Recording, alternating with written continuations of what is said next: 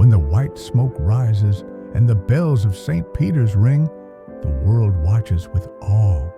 Cameras flash, the balcony doors swing open, and a man steps forward in white. But while the crowd cheers and the headlines explode, something far more profound is happening, out of sight. What follows in the first sacred week of a new pope's reign is not about power or pageantry.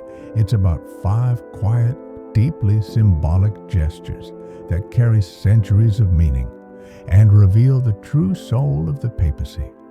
These are not political moves. They are acts of humility, continuity, and spiritual gravity. From the moment he chooses a new name to the instant he kneels before the bones of Peter, every action whispers something the world needs to hear if only we listen. This isn't about spectacle. This is about substance. Because before the speeches, before the policies, before the world knows who he is, the Pope speaks through silence, through prayer, through gesture. And in these first 7 days, he tells us exactly who he is and what kind of shepherd he hopes to be. Let's uncover the 5 powerful acts every new pope makes and why they matter more than words ever could. A name that echoes eternity. It begins with a single question, not shouted from the crowd, not whispered in a chapel, but spoken in solemn Latin inside the Sistine Chapel. By what name shall you be called? It is the very first moment the new pope must speak, but not as himself, not as the cardinal he once was. This is his first word as Peter's successor, and it is not a name, it is a mission. Choosing a papal name is not like picking a title or a preference. It is a theological act, a spiritual declaration, a prophetic glimpse into what this man believes God is calling him to become. When Cardinal Jorge Mario Bergoglio chose the name Francis, the world gasped. No pope had ever dared take it. But in that single word, he aligned himself with the poor man of Assisi, with humility, simplicity, and a burning desire to rebuild the church. Before he ever said a homily or issued a decree, he told the world who he was. Pope John Paul I honored his immediate predecessors. Benedict XVI chose a name tied to memory, monastic wisdom, and intellectual clarity. Gregory the Great, whose name inspired generations, was a reformer, a servant, a teacher. In Scripture, names are never casual. Abram becomes Abraham, the father of nations. Simon becomes Peter, the rock. Saul becomes Paul, the apostle to the Gentiles. Each name marks a transformation. So too with a pope. The moment his new name is spoken, his old self fades away. The world will never call him by his birth name again. He now belongs to the church, to the faithful, to history. This choice, a single word, is a compass for his pontificate. It reveals what legacy he honors, what virtues he exalts, and what future he hopes to shape. For those who listen with the ears of faith, the name is not just a title. It's a roadmap, a symbol, and sometimes a warning. And long after his reign has ended, that name remains, written in the prayers of the church and etched into the pages of sacred history. Beneath the altar, the tomb that grounds the church before the new pope speaks to nations, before he celebrates his first mass, before the world truly sees him, he disappears.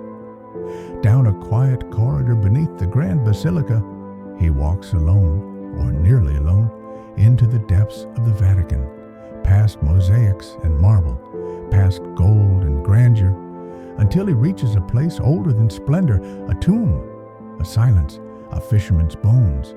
This is the tomb of St. Peter, and this is where every pope must go. He kneels, not to perform, not to be seen, but to bow before the one who came first, the man who fell and was forgiven, the rock on which Christ said, "Upon this rock I will build my church." This act is not a formality.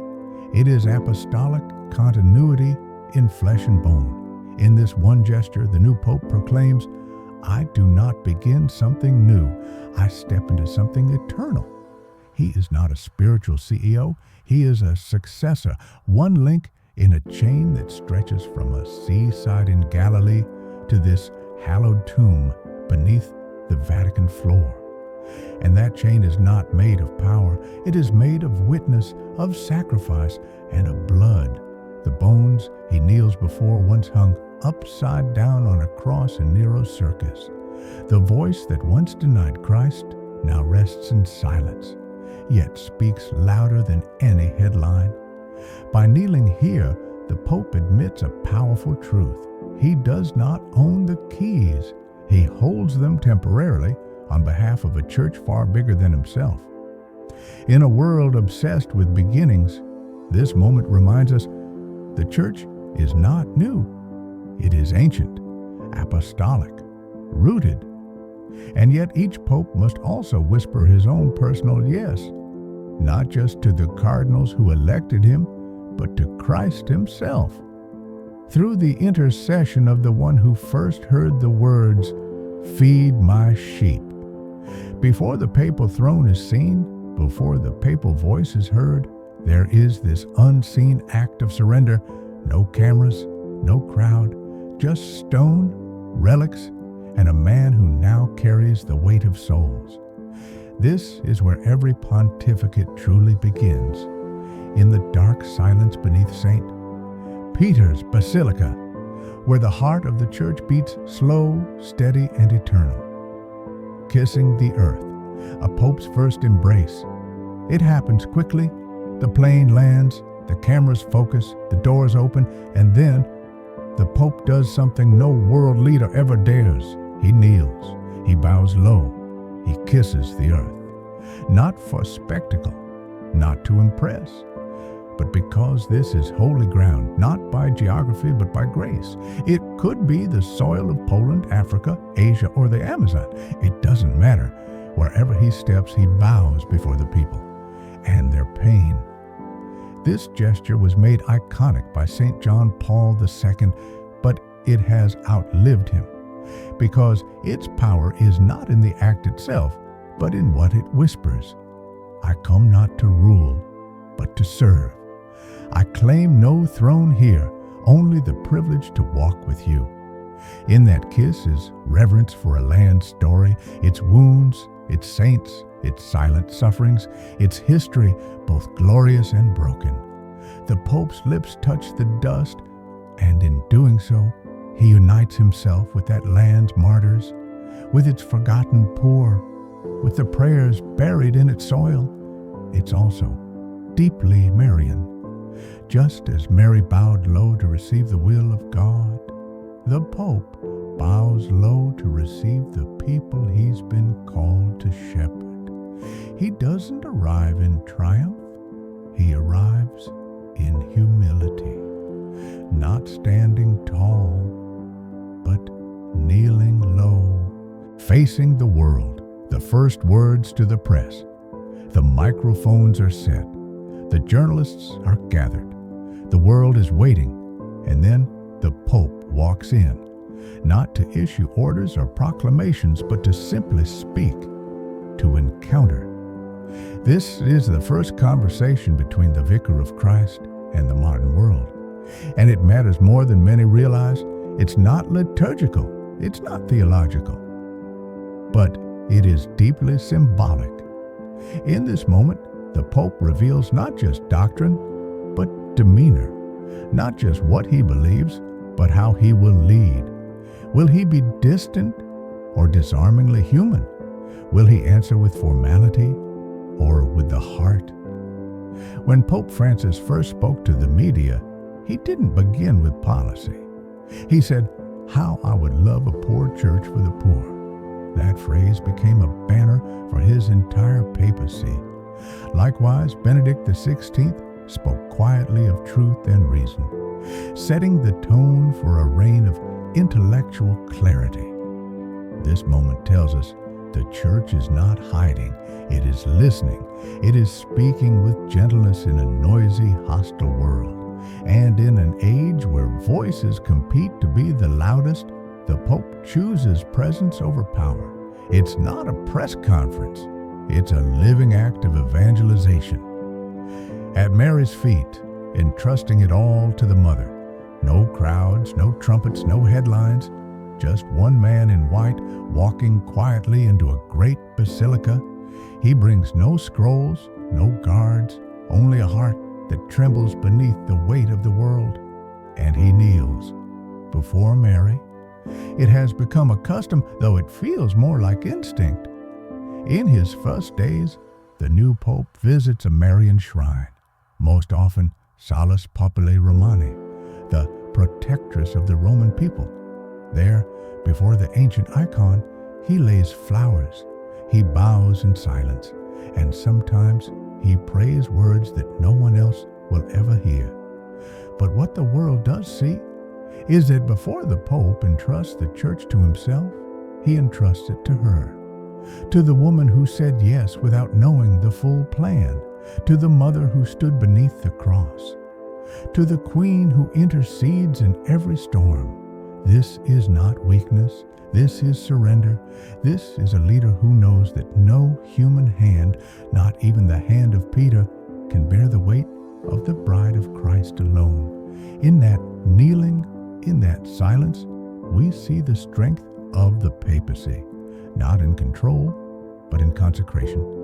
And as he rises from prayer, he does so not as a politician, but as a son. In a world obsessed with speeches, statements, and spectacle, the first week of a new pope's life speaks in silence. No grand declarations, no sweeping reforms, just 5 quiet gestures, each one echoing with centuries of meaning, choosing a name, kneeling before Peter, kissing the ground, facing the press, entrusting the church to Mary. None of these acts are required by canon law. And yet, each one reveals the very soul of the papacy, because the church is not merely built on doctrine, it is built on witness, on humility, on trust. These sacred actions remind us the Pope is not a king, he is not a celebrity, he is a shepherd, a servant, a man who must lead by lowering himself again and again. And in doing so, he mirrors the one he represents, Christ himself, who came not to be served, but to serve. So the next time white smoke rises and a new name is spoken, don't just watch the balcony. Pay attention to the quiet places, to the gestures, to the kneeling, to the kiss, to the prayer whispered before a statue. Because in those moments, the future of the church is already being shaped, not by volume, but by virtue.